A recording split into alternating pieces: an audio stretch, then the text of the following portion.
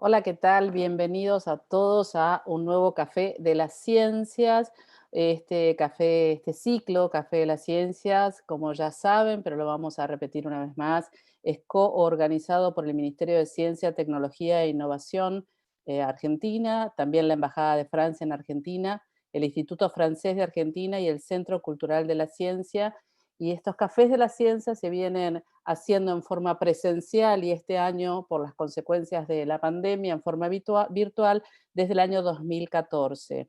Antes de comenzar con este café, les comento que el 8 de julio, digamos dentro de 15 días, va a haber un nuevo café también por este canal de YouTube del C3, que es sobre el vino al frente al cambio climático. Pero ahora vamos a comenzar con el café del día de hoy, Ciencias y Tecnologías para la Inclusión Social, Experiencias y Debates. Vamos a presentar a los investigadores que van a participar de este café.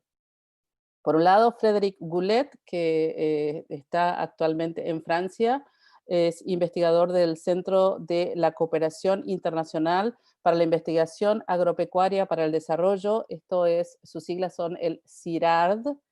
También es investigador visitante, fue en realidad investigador visitante en el INTA Argentina entre los años 2013 y 2018. Actualmente es profesor visitante en la Universidad Federal Rural de Río de Janeiro. Además es doctor en sociología de la Universidad de Grenoble, es ingeniero agrónomo o en agronomía y sus temas de investigación son las relaciones entre ciencia, tecnología y sociedad, sociología de la innovación tecnológica y análisis de política de fomento a tecnologías emergentes. Voy a presentar al segundo investigador que va a participar de este café, que es Hernán Tomás, es argentino, profesor titular de la Universidad Nacional de Quilmes, es director del Instituto de Estudios sobre la Ciencia y la Tecnología, coordinador del área de estudios sociales de la tecnología y la innovación, investigador principal del CONICET. Además, es director del diploma de posgrado en diseño estratégico de tecnologías para el desarrollo inclusivo sustentable, también de la Universidad Nacional de Quilmes, y sus temas de investigación se enfocan en análisis sociotécnico, dinámicas de cambio tecnológico y políticas de ciencia, tecnología, innovación y desarrollo, también en tecnologías para el desarrollo inclusivo sustentable y en tecnologías estratégicas. Gracias a los dos investigadores por estar hoy en el Café de las Ciencias.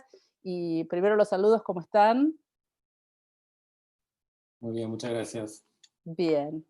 Hola Hernán. ¿Qué tal? ¿Cómo estás? Muy bien. Vamos a empezar entonces con las ponencias de ustedes. Tenemos alrededor de 10 o unos minutos más y después haré algunas preguntas yo y luego les pasaré las preguntas del público. Así que si les parece, empezamos con vos, Frédéric.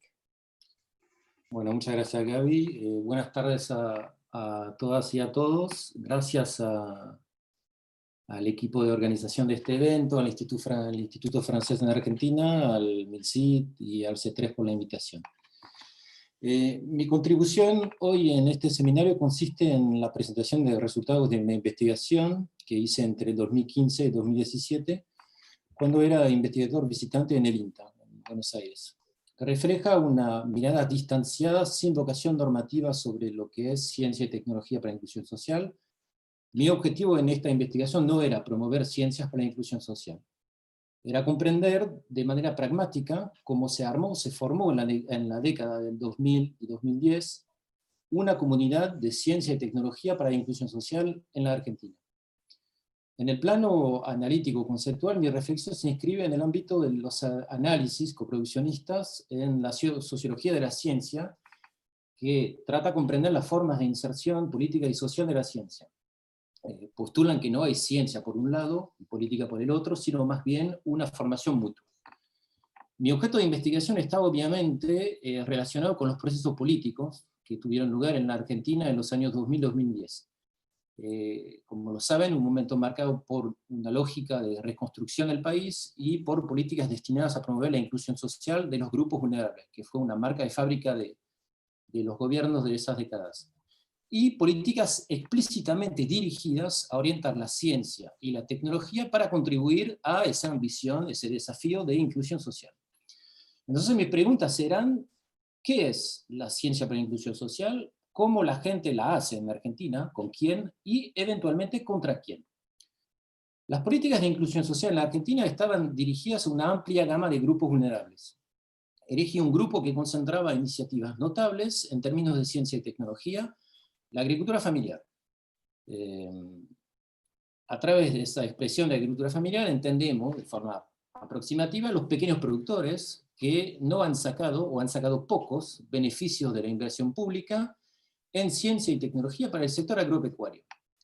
De esta manera, la agricultura familiar estuvo en el centro de varias iniciativas, y una en particular, la que estudié en particular, la creación en el 2005 en el INTA del CIPAF, que es el Centro de Investigación y Desarrollo Tecnológico para la Agricultura Familiar, con el mandato de, entre comillas, generar, adaptar y validar tecnologías apropiadas para el desarrollo sostenible de la agricultura familiar.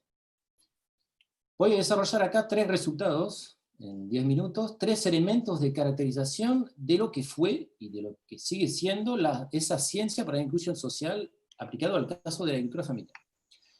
El primer punto es el más simplista, y quizás el más provocativo, pero sobre el cual aportaré matices después.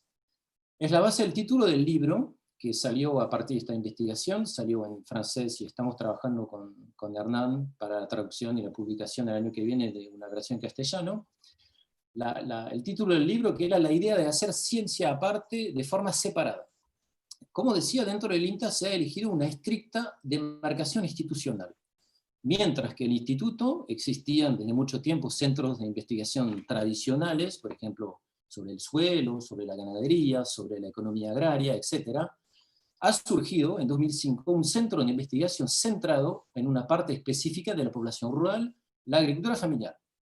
En otras palabras, para incluir la agricultura familiar, se optó, desde la perspectiva de una institución de investigación y desarrollo tecnológico como el INTA, se optó por abordarla de forma separada de los otros laboratorios. Esta elección de separar para incluir no solo se hizo en la ciencia, obviamente, la continuidad entre ciencia y política en este punto es claramente visible. Se armó dentro del Ministerio de Agricultura una Secretaría para Agricultura Familiar, dentro del SENASA se armó una división para agricultura familiar, se armó un censo agropecuario específico para agricultura familiar, etc. En diferentes niveles y organizaciones del Estado, este abordaje categórico, a través de esa categoría de agricultura familiar, se impuso, revelando una tensión fundamental entre inclusión y separación. No me voy a detener mucho en este primer punto para ir más allá de esta tensión o paradoja. El segundo elemento que permite analizar el aterrizaje de la agricultura familiar en la investigación agropecuaria en Argentina es el de lo que llamé una emancipación conjunta entre los agricultores familiares y los investigadores o ingenieros que estaban trabajando a su servicio. Lo que observé concretamente es que la visibilización de este público, de la agricultura familiar, dentro del mundo científico, había ido de la mano de la revalorización de un cierto espacio profesional dentro de los institutos como el INTA o las universidades.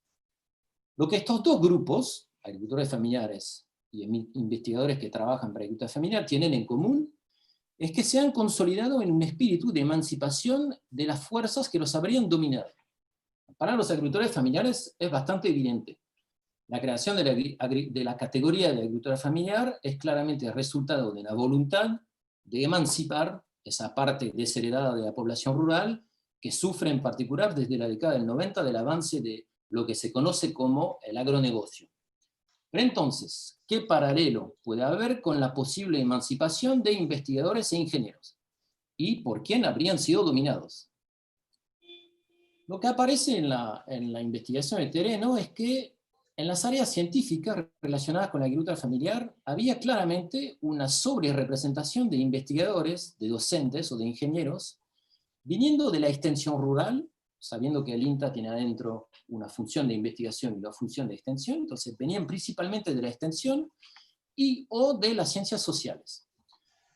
Estamos hablando, con esos dos sectores, de sectores profesionales que en general sufren una cierta dominación simbólica por parte de las ciencias duras y más ampliamente de la investigación académica. Así, las ciencias sociales serían ciencias blandas. De su lado, la extensión tendría como función nada más de transferir las innovaciones producidas por las ciencias duras y por lo tanto no de producir directamente conocimiento. Y más allá de esta dominación simbólica, estamos hablando también de especialidades profesionales que han estado particularmente marcadas por las convulsiones históricas de las últimas décadas, y en particular el periodo de la última dictadura militar. De esta manera, teníamos por un lado pequeños productores que han estado dominados por grandes productores durante décadas, y por otro lado, profesionales que no disfrutaban del mismo aura que las ciencias duras y básicas y que han sufrido represiones políticas. Este acercamiento entre los dos públicos puede ser una interpretación mía, del sociólogo, pero adquiere un valor especial cuando son los propios actores que hacen esa lectura de la realidad. Y esta analogía entre los investigadores y los agricultores familiares aparecía regularmente en las entrevistas que hacía justamente con esos investigadores. Tomemos un ejemplo. En 2015, la agricultura familiar fue objeto en Argentina de la ley 27118, votada por la Cámara de Diputados, titulada La Ley de Reparación Histórica de la Agricultura Familiar para la construcción de una nueva ruralidad, reparación histórica, ilustrando esta vocación de reparar los errores del pasado que habrían perjudicado a la agricultura familiar. Durante una entrevista con uno de los creadores del CIPAF en el INTA, charlando sobre esa preponderancia de las ciencias sociales y extensionistas, mi interlocutor me respondió: creamos estos institutos, los IPAF, que son parte del CIPAF, con un enfoque interdisciplinario. Como dice la ley, era necesario hacer una reparación histórica en todos sus aspectos. Entonces lo que vemos con el desarrollo de una ciencia para la inclusión social, aplicada a la agricultura familiar en este caso, se trataba tanto de incluir a los agricultores familiares en la sociedad, como de reforzar la inclusión de ciertas especialidades profesionales en las organizaciones científicas y tecnológicas. El tercer y último punto tiene que ver con la relación entre ciencia y justicia. Cuando hablamos de ciencia para la inclusión social, estamos hablando de poner la ciencia a contribución para responder a un desafío, un objetivo de justicia social. Pero diciendo esto, un escollo aparece enseguida. Lo que es justo, por definición, es subjetivo y político. Lo que es considerado como justo por algunos, probablemente no lo es por otros. Por lo tanto, orientar la ciencia en términos de justicia puede ser percibido como una forma de intervención política y un ataque a la autonomía de los científicos. Y por lo tanto, acercar la justicia social a la ciencia lleva rápidamente a la cuestión de las fronteras entre lo que es ciencia y lo que no es ciencia. Y la afirmación de una voluntad de actuar al servicio de causas justas genera rápidamente dudas sobre la calidad y la neutralidad de las prácticas científicas. Es exactamente lo que pasó dentro del INTA en respuesta a la creación del CIPAF. Investigadores tradicionales, entre comillas, vieron como algo particularmente extraño la creación de un instituto de investigación dedicado a una categoría saliendo del ámbito político, y además un instituto de investigación construido a partir de actores viniendo principalmente del mundo de la extensión. En conclusión, estos tres puntos, la tensión entre separar e incluir, la emancipación conjunta, la relación entre ciencia y justicia, aclaran sobre los mecanismos que acompañaron en práctica el surgimiento de ciencias para la inclusión social en Argentina. Por supuesto, lo que observé en Argentina tiene su idiosincrasia, al igual que el sector agropecuario, que difiere de otros sectores relacionados con la inclusión social, como la salud, la discapacidad o el hábitat. Pero este estudio de caso permite sacar dos lecciones. La primera es la cautela que debe ejercerse al promover la ciencia para la inclusión social. La opción del incentivo financiero puede ser prometedor, sabiendo que nosotros los investigadores pasamos gran parte de nuestro tiempo buscando dinero para financiar nuestras actividades.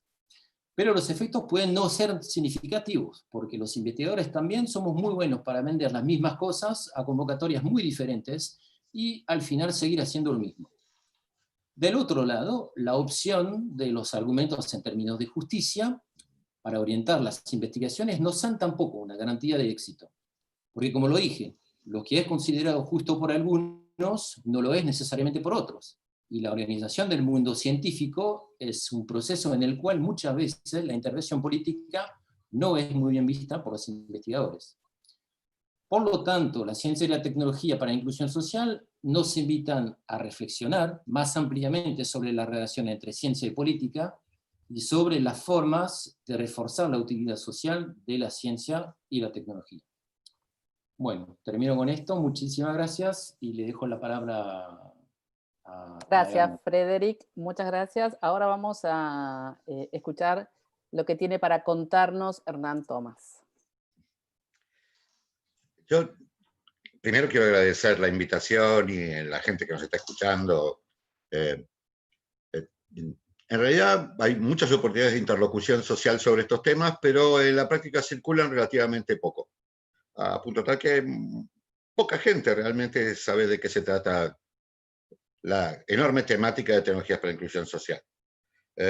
Así que voy a empezar por ahí. ¿De qué se tratan estas tecnologías? El caso que cuenta Frederic es un estudio de caso en particular que desarrolló Frederic sobre programas, en particular los programas vinculados a la sigla CIPAF del INTA. A lo largo de los últimos 50 años, en toda América Latina se desarrollaron diferentes iniciativas con el objetivo de generar soluciones tecnológicas a problemas de exclusión. Se llamaron de diferentes formas. Una de las más conocidas es tecnologías apropiadas. También hay tecnologías intermedias, grassroots, base de la pirámide. Ahí calculó un grupo con el que cooperamos mucho de Unicamp, Brasil, unas 130 denominaciones de lo que se puede llamar tecnologías para la inclusión social. Una de estas, una sola, es Social Innovation.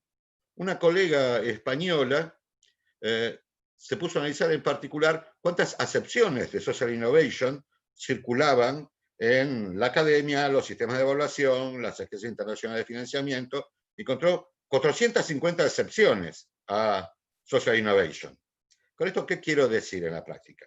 Que uno, con diferentes denominaciones, puede encontrar una enorme multiplicidad de tecnologías para la inclusión social. Hay gente que entiende que esto se restringe al desarrollo de artefactos y sistemas tecnológicos, que se trata de desarrollar, para decirlo en fácil, fierros que tengan que ver con soluciones concretas a algunos problemas puntuales de personas que están en problemas económicos, sociales, de acceso a bienes y servicios, y estas tecnologías servirían para resolver esos problemas de acceso y el ejercicio de ciertas prácticas adecuadas a las condiciones socioeconómicas de los beneficiarios. Otros, en cambio, entienden que la cosa es bastante más amplia. Así que lo que se llama tecnologías para la inclusión social puede abarcar desde, por ejemplo, lo que estuvo mirando el objeto de Frederic, unas técnicas agronómicas, hasta un sistema impositivo de redistribución de capacidades de financiamiento o de formas de redistribución de la riqueza. Así que es un universo enorme. Pero la segunda cosa más significativa también tiene que ver con la planteada Frederic desde el estudio de caso. Y es que hay una imagen, una construcción de sentido común, donde se entiende que ciencia y la tecnología son dos objetos, en términos de objeto sociocognitivo, dos objetos neutrales y universales. Y lo que uno puede encontrar cuando analiza desde base empírica, con estudios de caso, estudios sectoriales, análisis de políticas públicas, este universo, es que hay un fenómeno fantástico, que es la refutación de la teoría de la neutralidad y la universalidad. En ese plano, ciencia y tecnología son actividades humanas que juegan roles a favor y en contra de posiciones. Esto ya no es un problema de la subjetividad de los actores, como planteaba Frederic, sino un problema de la objetividad de las acciones. Hay ciertos tipos de productos que juegan a favor de cierto tipo de intereses y en contra de otro tipo de intereses, que benefician a ciertos actores y perjudican a otros, todo el tiempo. En ese nivel, todas las tecnologías son políticas y todos los conocimientos son políticos. Y no depende de la voluntad de quien los produce, sino de la concreta situación socioeconómica, sociopolítica, sociocultural, en la que estos artefactos se insertan. Así que en ese plano de abstracción, hablar de tecnologías para la inclusión social, significa en la práctica entender algún nivel de juego concreto dentro de esas relaciones de poder. Uno podría decir, bueno, yo hago ciencia por el bien de la humanidad. Y esto, en principio, desde el lado de quien emite la enunciación, es cierto. El problema es, en la práctica, qué función desempeña ese conocimiento en una red particular de posiciones, intereses, acumulaciones, distribuciones.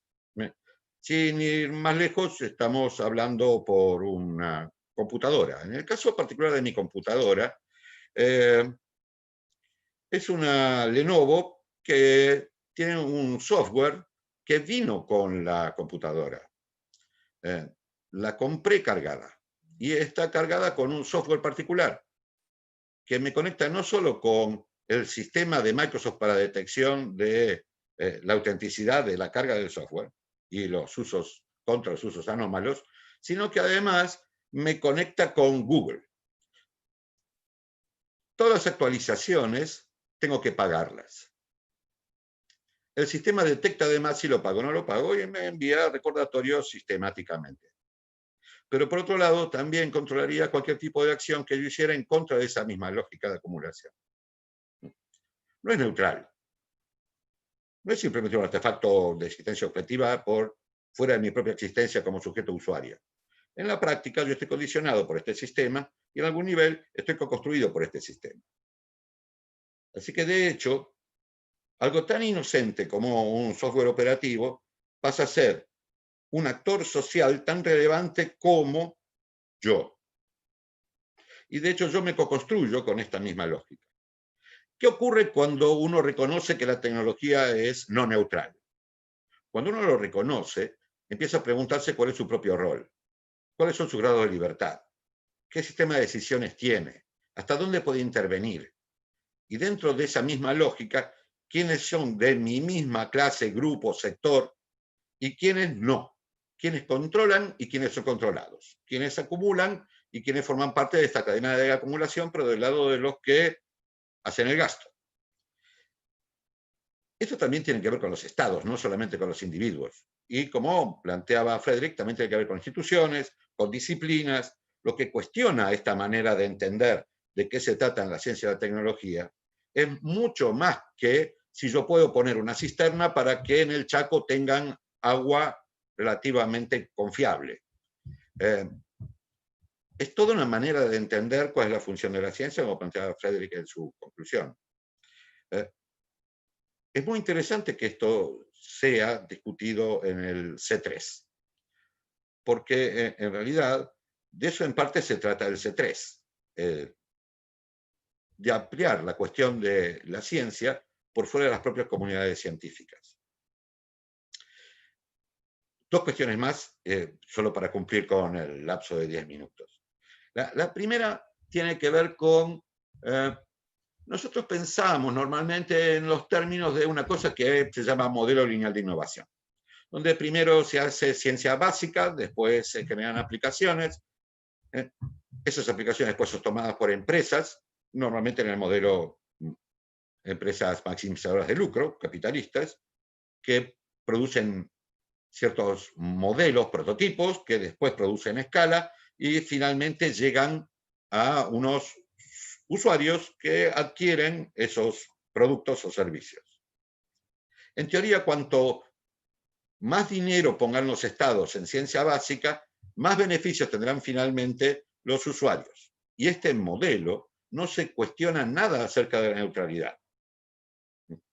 En la práctica no es solo un problema de sentido común del modelo, es un problema de base empírica.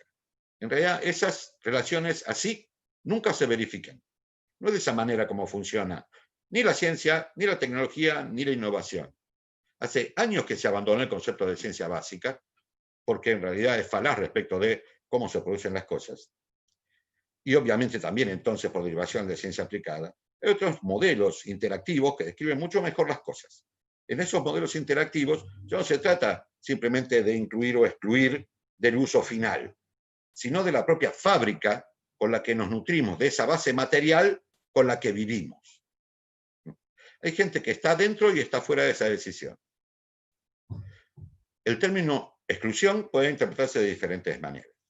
Desde uno es pobre, no tiene dinero para adquirir cierto bien y en ese sentido está excluido.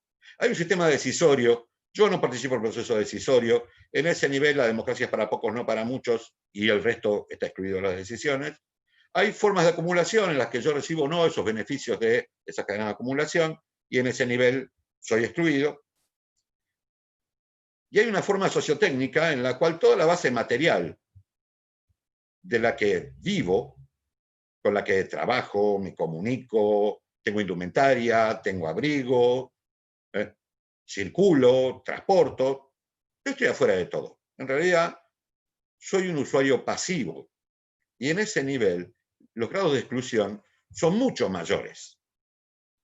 No es solo un problema de exclusión de pobres, es un problema de exclusión de todos. Así que a la hora de pensar tecnologías para la inclusión social, el desafío es pensar tecnologías para la inclusión de todos, no solo de pobres. Y esto torna el problema no solo más complejo y en algún nivel más interesante, sino en un problema del rol de los científicos y el rol de los tecnólogos. Porque si la ciencia y la tecnología no son neutrales, en ese nivel, los científicos y tecnólogos tampoco lo son.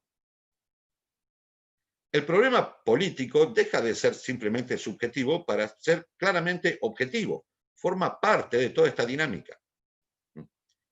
No porque uno lo sepa o lo haga a propósito.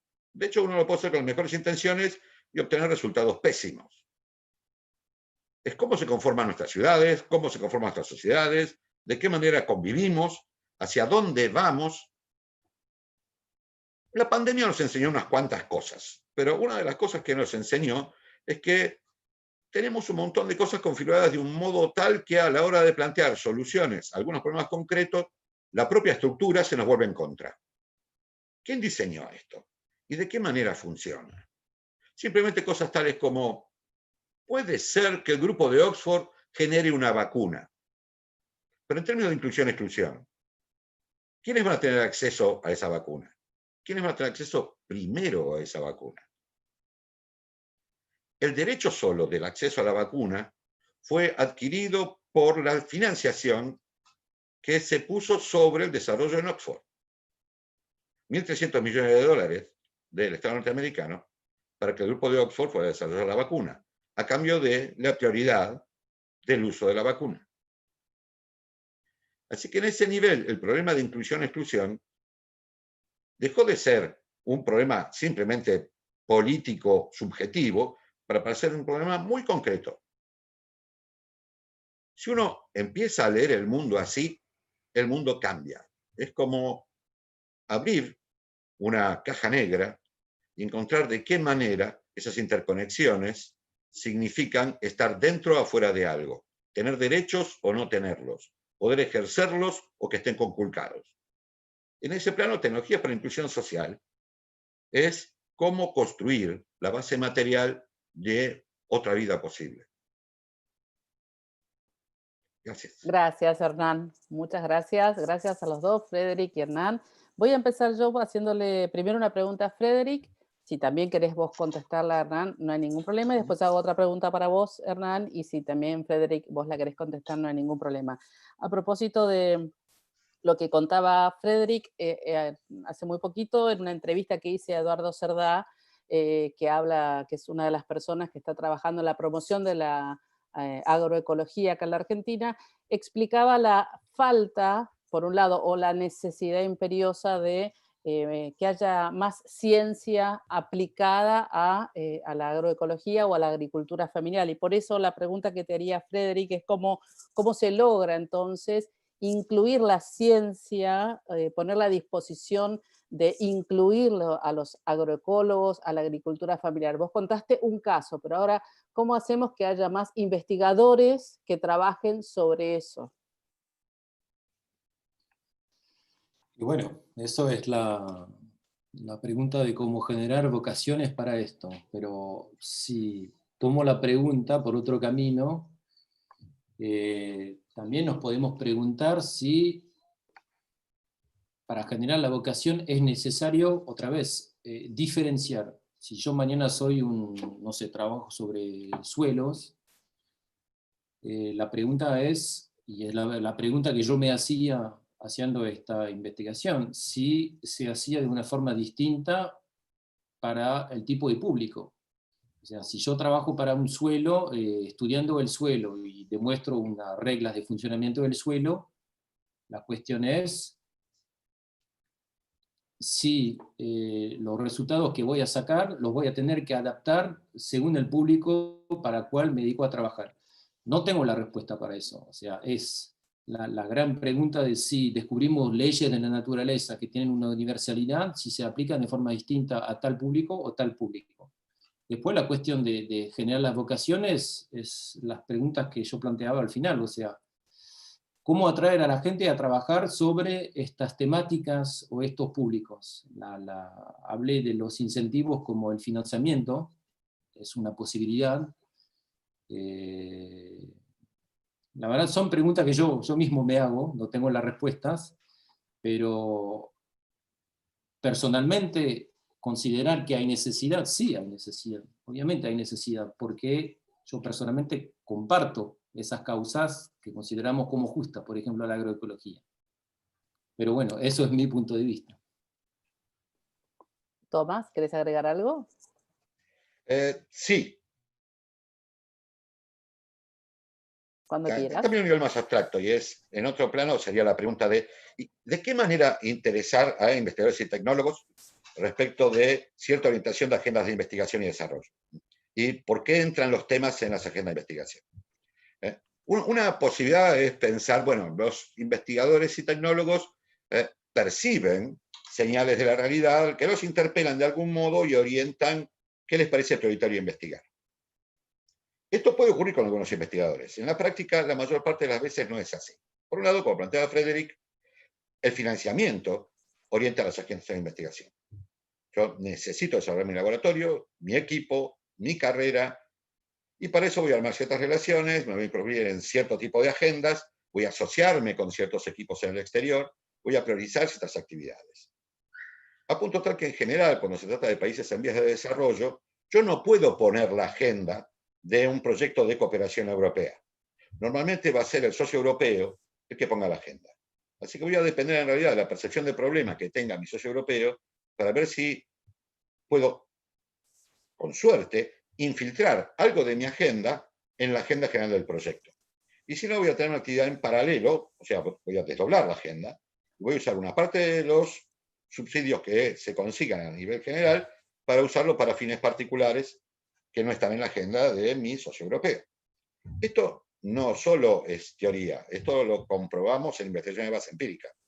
Los investigadores nos comportamos así. La segunda cuestión tiene que ver con los sistemas de evaluación. Un sistema de evaluación estándar está basado centralmente en indicadores bibliométricos. Lo que me va a pedir ese sistema de evaluación es que yo publique en revistas internacionales referenciadas por ciertos estándares. En principio, por 3 estándares. Índice de impacto, SIMAGO y MINDICE H. Y con esos 3 indicadores, que son más bien de calidad de las revistas y no tanto de calidad de investigadores, yo voy a poder tener acceso a nuevos subsidios, porque soy un investigador que es considerado de calidad en el sistema, y aún en los casos en que hay carrera de investigador o aún carrera docente, voy a poder mostrar mi capacidad de desempeño. ¿Se entiende? Ahora, el problema entonces es que mi agenda de investigación ya no está sobredeterminada por el financiamiento, sino que en este caso está sobredeterminada por la revista y la agenda de esa revista internacional en la que necesito publicar para poder aprobar, por ejemplo, mi carrera en CONICET. ¿Sí? Por otro lado, están los problemas de la incertidumbre de los países latinoamericanos. Frente a eso hay algo más que es sumamente poderoso, y es que frente a la inestabilidad, por ejemplo, el propio ejemplo del IPAF tiene que ver con esto, los vaivenes de la política argentina que hicieron que en la práctica todo el proyecto IPAF fuese cuestionado por la política del Ministerio de Agricultura de la gestión anterior. y se debilitó todo el programa que estudió Frederick en el INTA. ¿Sí? Si soy investigador y quiero mantener una carrera estable, ¿qué tengo que hacer? ¿Qué tema me conviene? ¿Cómo construyo mi agenda? Así que en ese nivel tengo débiles señales locales y fuertes señales, entre comillas, internacionales. Termino con esto. ¿Por qué entre comillas internacionales? Porque en la práctica son nacionales de otros países. Normalmente, claro, de países desarrollados que tienen esas capacidades particulares. Así que termino internalizando una agenda que es nacional de otras sociedades dentro de mis instituciones de ciencia y tecnología. Y creo profundamente que estoy haciendo las cosas bien, porque el sistema me dice que lo estoy haciendo bien. Pero no estás haciendo una ciencia a favor de una necesidad de tu propio país, en ese sentido. Podríamos resumirlo de alguna manera así, no, pues estás siguiendo otras indicaciones. El problema es más concreto, porque en la práctica, ¿de dónde me vienen las señales? ¿Se acuerdan? Es un investigador recibe las señales, pero en la práctica yo puedo recibir señales de un usuario local, de un grupo de horticultores que hacen tomate platense, ¿sí? Y soy del INTA, y lo quiero hacer bien. Ahora, en la práctica, si el sistema me pide publicaciones, ¿sí? Yo tengo que ponderar premios y castigos de no tener publicaciones internacionales por haberme dedicado a tomate platense, que con suerte le interesaba a un grupo de horticultores periféricos, desempoderados del conurbano bonaerense. ¿Sí? ¿Puedo llegar a ser algo útil? Sí, pero en realidad lo tengo que hacer a contramano del sistema de señales. Una de las cosas que hizo lo que estudió Frederick fue intentar armar otro sistema de señales, habilitar otro tipo de prioridades. Pero para esto hay una cuestión central. Una de las cosas que se intentó hacer en muchas de las tecnologías para la inclusión social fue decir, el usuario no está al final de todo esto. El usuario debería estar al principio de todo esto, desde la propia constitución de la agenda. Y el testeo de los productos y ver en qué sentido realmente durante el proceso de desarrollo esto va al encuentro de los intereses y problemas de quien quiera beneficiar con el desarrollo. O en otros términos, voy co-construyendo con el usuario los desarrollos científicos tecnológicos que voy haciendo. El usuario participa de la agenda de investigación. Así que en ese nivel tenés otro fenómeno más de inclusión, y ya es la inclusión en el propio proceso científico tecnológico. En lugar de ser un excluido de todo el proceso, que solo al final, en los pipes, participa, ahora participa durante. Bueno, ahora les voy a hacer una pregunta del público, cualquiera de los dos, el que quiera contestar, está muy bien. La pregunta es, estuvimos hablando algo de esto, pero bueno, vamos a hacerla igual. ¿Cómo las políticas públicas acompañan las iniciativas de inclusión social, si es que las acompañan, si forman parte de las políticas actuales? Bueno, recién Hernán dijiste que el gobierno anterior había de alguna manera dejado de lado lo que sucedía en el INTA. Y por último también pregunta cómo se generan estas iniciativas y cómo se impulsan. Eso es un poco, ya lo contestaste, pero bueno, si quieren agregar algo más, Frederick, también vos. Sí, sobre la segunda parte de la pregunta, porque la actualidad de las políticas en Argentina, Hernán las conoce mucho mejor que yo. Pero volviendo a lo anterior, o sea, cómo se generan vocaciones con esto. Hay dos maneras de verlo. Una que es desde arriba, o sea, la formulación de políticas, como incentivar a los investigadores para que vayan en una dirección, en una u otra. Esa es la mirada desde arriba. Explica algunos factores, explica algunas cosas, pero no podemos dejar de lado una explicación que es la visión desde abajo. O sea, los investigadores tienen su propia autonomía, tienen la capacidad de elegir, trabajar sobre lo que quieren trabajar. O sea, es muy interesante, en el caso que yo estudié, considerar las trayectorias personales, justamente, de los ingenieros e investigadores que estaban en los IPAs, porque ahí vemos que esa visión por abajo y esa visión por arriba era un entramado, pero muy denso, en que la política estaba en los mismos individuos. O sea, viendo las trayectorias personales, vivíamos la historia del país de los 30 últimos años. O sea, del investigador que tuvo que emigrar en los años 90 porque no había más plata, que consiguió volver, que tuvo un pariente afectado por la dictadura. O sea, la grande historia con H mayúscula del país se encontraba en la pequeña historia de los individuos. O sea, hay que considerar los dos aspectos. Las políticas desde arriba no pueden hacer todo. O sea, debe haber una conciencia individual o un gusto personal para ese tipo de orientación, digamos. Es ese encuentro, para mí, que garantiza el éxito, porque lo podemos considerar como un éxito lo del CIPAF, de los CIPAF en el INTA, porque sobrevivieron a la gestión anterior, están ahí todavía, hubo una reestructuración, pero están ahí todavía, y porque sobrevivieron, porque la gente que está dentro cree en lo que hace, quiere lo que hace, tiene convicciones. No es porque la política decidió algún día que se tenía que hacer así, que esto sobrevivió más de 10 años. Es porque la gente que está dentro cree. De la misma forma que el biotecnólogo que trabaja algunas tecnologías para la agricultura intensiva e industrial, cree en lo que hace. Él también cree en otras cosas. Pero tenemos que considerar los dos aspectos al momento de cómo podemos orientar. Políticas, individuos, arriba, abajo. Tomás, si querés entonces contestar la primera parte de la pregunta, ¿no? Cómo la política pública acompañan estas iniciativas de inclusión social y si forman parte de las políticas actuales de este gobierno. Supongo que eso es lo que quieren preguntar. Sí, el tema es fascinante en realidad. De hecho, tenemos toda una investigación en el instituto dedicada específicamente a analizar políticas públicas de ciencia, tecnología y desarrollo. Así que tengo que hacer un enorme esfuerzo para ser muy sintético. El problema de la participación de los usuarios en el desarrollo tecnológico se repite también en la política. De hecho, uno podría definir que las políticas también pueden ser entendidas como tecnologías. Buscan ciertos efectos, quieren evitar otros, finalmente tienen efectos materiales, así que son otro nivel de base material de afirmaciones y sanciones en una sociedad. Una parte sustantiva de las políticas públicas en América Latina fue hecha top-down, de arriba para abajo. Aún con vocación democrática muchas veces.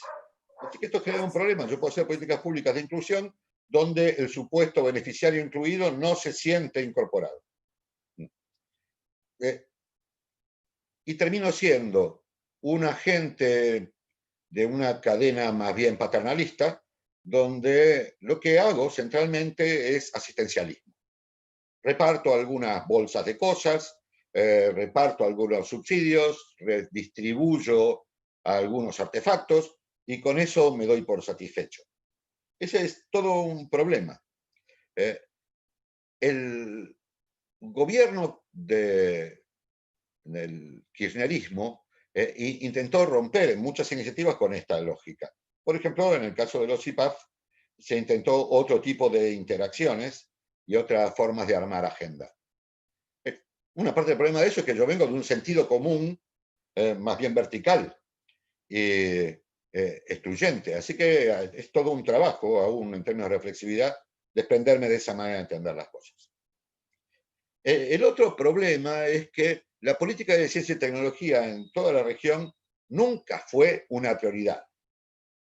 Siempre fue, o para los liberales, un gasto, o para los modelos de desarrollo inclusivo, una forma de paliar injusticias. Esto tiene que ver en parte con la propia concepción de los modelos CIPAF que analizó Frederick. Así que terminan comportándose como un parche. Las políticas de ciencia y tecnología orientadas a la inclusión social son parches de algo general que es lo que debe funcionar normalmente.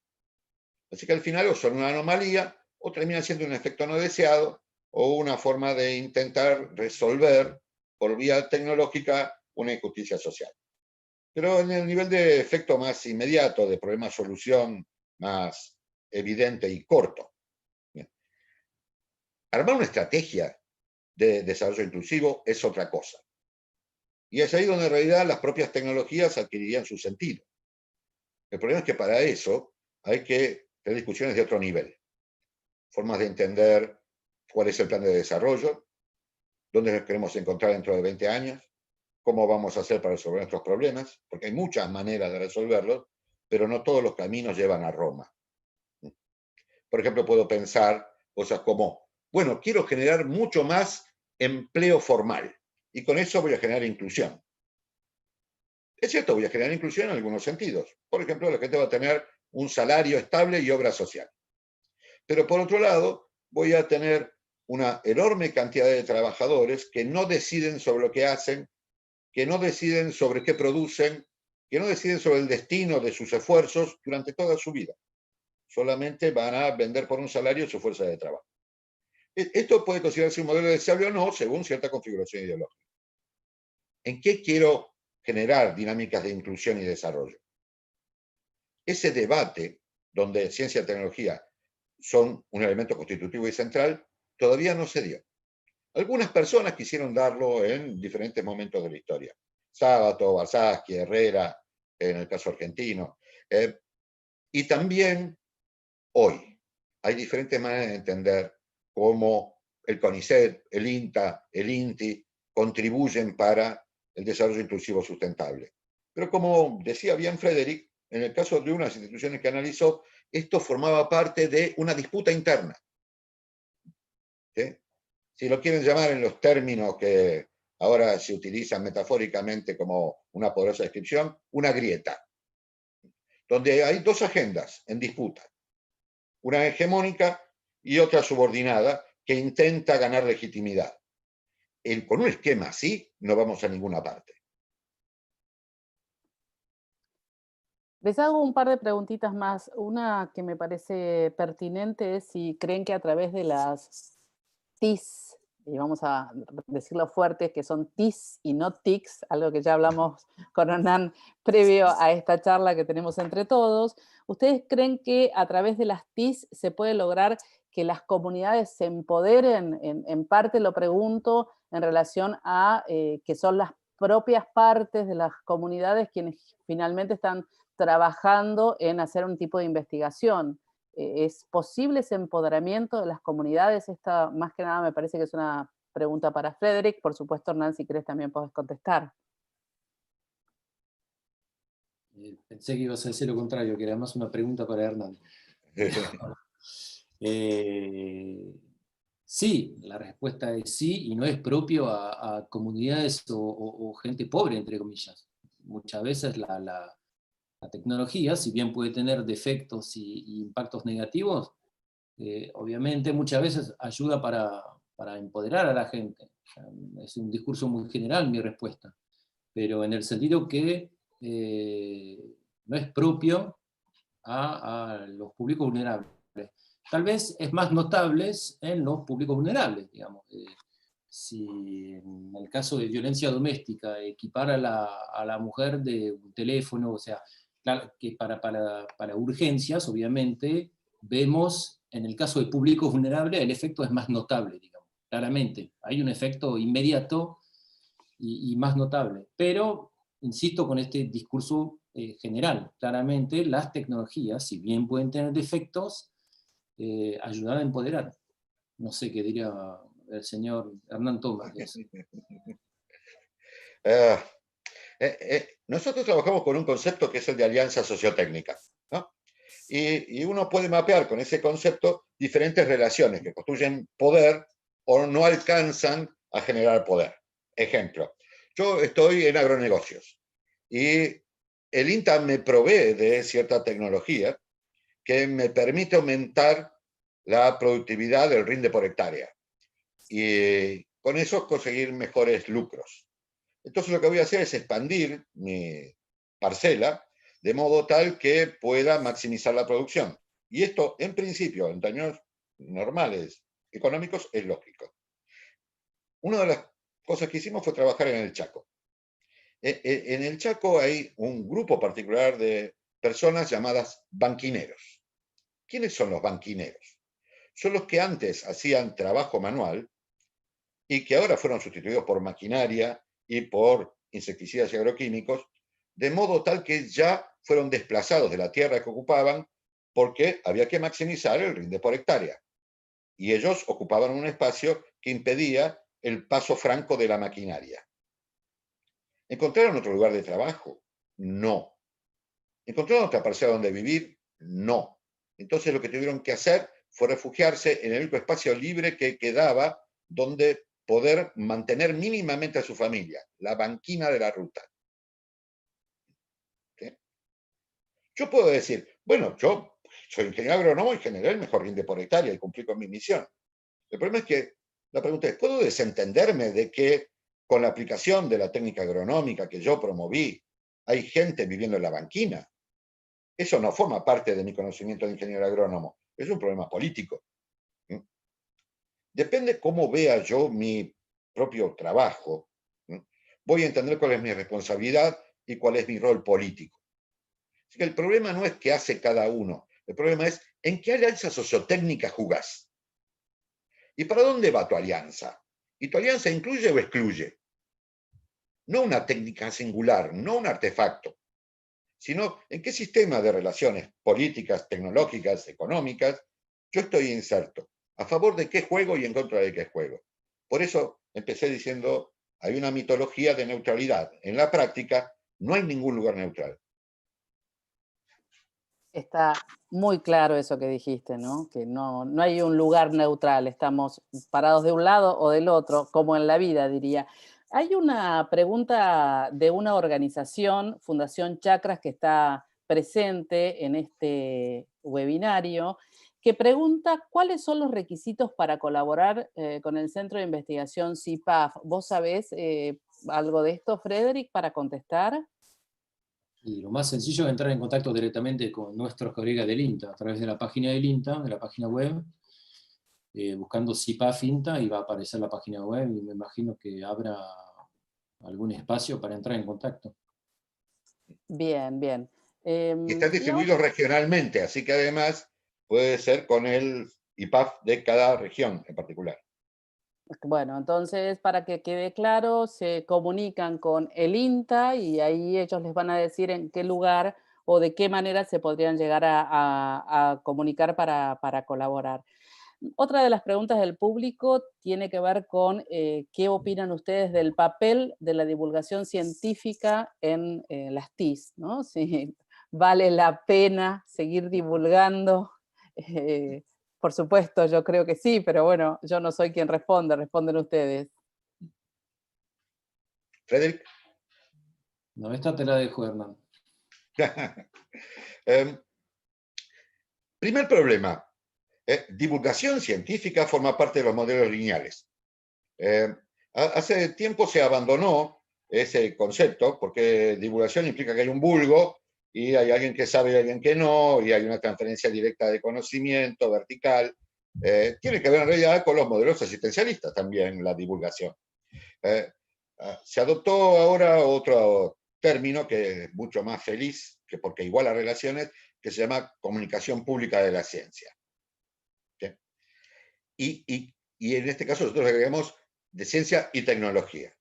Si uno pensara en lo que estábamos hablando antes, o sea, si el papel de los usuarios no está al final de toda una cadena de producción simplemente como un adquirente pasivo, sino que forma parte de toda esa dinámica de producción científica y tecnológica, en algún sentido, todo el concepto de igualación de derechos de la comunicación pública de la ciencia y la tecnología se cumpliría en la práctica, no simplemente si puedo entender qué se dice en un programa de divulgación.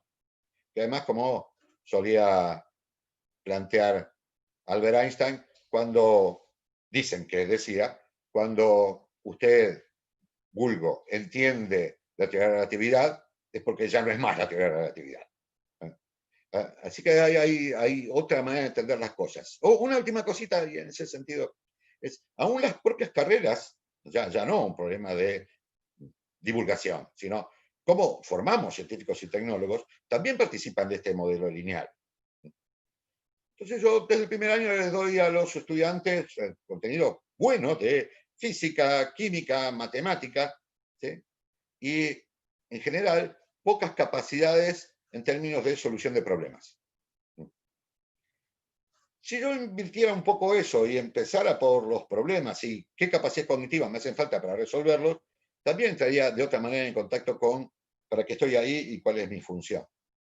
Cuando una empresa toma uno de nuestros ingenieros o físicos o químicos, lo reentrena para que sea útil para sus necesidades. ¿Qué pasa con las tecnologías para la inclusión social? ¿Sí? Es todo un desafío, ya no de comunicación pública de la ciencia, sino de formación de nuestros científicos y tecnólogos y la comprensión social ampliada de para qué invertimos en ciencia y tecnología. Exactamente. Ahora ya nos están quedando muy pocos minutos para terminar este Café de la Ciencia. Ya estamos casi, nos diría que si faltan 5 minutos es mucho. Vamos a tratar de respetar el horario. Y me gustaría por ahí una conclusión final de cada uno, más que una pregunta del público o mía, algo que ustedes consideren que deberían haber dicho y no se los hemos preguntado. Empezamos por Frederick y terminamos con Hernán, o viceversa, ustedes eligen. Y, no, yo voy a empezar. No, el aspecto, creo que bueno, me gustaría señalar, es la importancia de la gran variedad de posturas científicas que podemos tener frente a este tipo de procesos. Como yo lo dije al principio, mi objetivo no era directamente participar a la promoción de ciencia y tecnología para inclusión social. Yo lo estudié como un sociólogo de la ciencia, un sociólogo de los movimientos sociales, que estudió cómo se armó una comunidad científica sobre este proceso.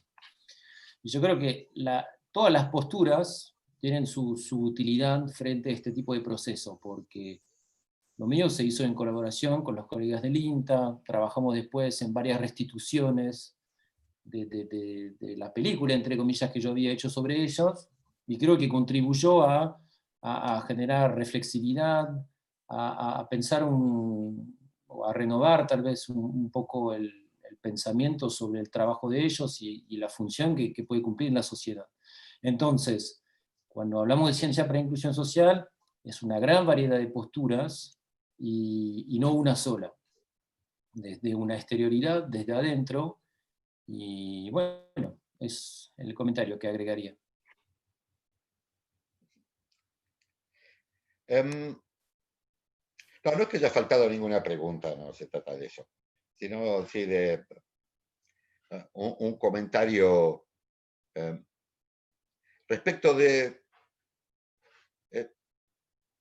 cuando pensamos el futuro, muchas veces lo pensamos en términos de deseos finales de que las cosas anden bien. Y pensamos poco en con qué caminos vamos a llegar a esos escenarios. Es cierto, como dice Freddy, que hay muchas vías y muchas construcciones de escenarios. Pero dudo mucho que alguien en su sano juicio, salvo que sea alguien malintencionado, piense que lo ideal es un mundo como el actual, donde de 6.000 millones de habitantes, las 4/5 partes están afuera de casi todo. Afuera del acceso a bienes, afuera del acceso a los sistemas educativos, afuera de los bienes culturales, acerca de los sistemas de comunicación, de los sistemas de transporte, del sistema de vivienda digna. Dudo mucho que alguien lo afirme así. Y a pesar de todo el recurso que movilizamos y de la buena voluntad, parece que algo nos está saliendo mal. Es ilusorio pensar que esto lo puede arreglar un físico, un químico, un ingeniero agrónomo o un ingeniero industrial. Al mismo tiempo si cada uno no toma su pedazo del desafío, estamos en problemas serios. Y el rol de la política en ese nivel, volviendo a la pregunta anterior, tiene que ver exactamente con esa articulación. Una capacidad particular sobre la que en realidad nadie enseña en ninguna carrera universitaria. No hay nadie que sea capaz de hacer esto solo, de entenderlo solo, de desentrañar su complejidad solo. Así que hay otros niveles de colaboración e inclusión que tienen que ver con la hechura misma de nuestras decisiones. Y en eso, nuestros sistemas democráticos deben ser profundizados. Hay una parte que no se arregla solo votando en elecciones periódicas o participando en alguna asamblea de consorcio. Un lugar donde en realidad cada uno tiene un papel singular en el sistema que ocupa y la forma en que participa. Y si uno lo planteara en esos términos y lo internalizara en la propia formación de los actores, esto sería un poco más viable. Bueno, ahora sí, vamos a ir finalizando. Quiero contarlos tanto a Frederick como a Hernán que hubo alrededor de 110 participantes. Había muchas más preguntas, pero bueno, no hay tiempo. Por eso decía si había alguien más, algo más que ustedes querían decir. Y bueno, con estos comentarios finales, yo les agradezco en nombre del C3, que nos permitió estar a los tres, y a mí conocer un poco más de las TIS que tampoco conocía, así que para mí fue un placer muy grande. Hernán Tomás y Frederick Coulet, los agradezco en nombre del C3. Y antes de que cerremos y de que nos despidamos, quiero contarles de nuevo que el próximo 8 de julio hay otro nuevo Café de las Ciencias y es el vino al frente al cambio climático. Me parece que estaba mal escrito, pero bueno, está en relación del vino con el cambio climático. Así que muchas gracias a todos los participantes que estuvieron del otro lado y agradezco de nuevo a Frederick y a Hernán por esta lindísima charla de miércoles. Muchas gracias. Gracias a ustedes. Gracias a vos, Gabriela, fue fantástico tu trabajo. Muchísimas gracias. Gracias, muy amable. Y a los Adiós. 110 que nos soportaron durante todo este rato. Sí. No nos soportaron, me parece que estaban contentos porque había muchas preguntas. Un tema muy interesante para todos. Gracias.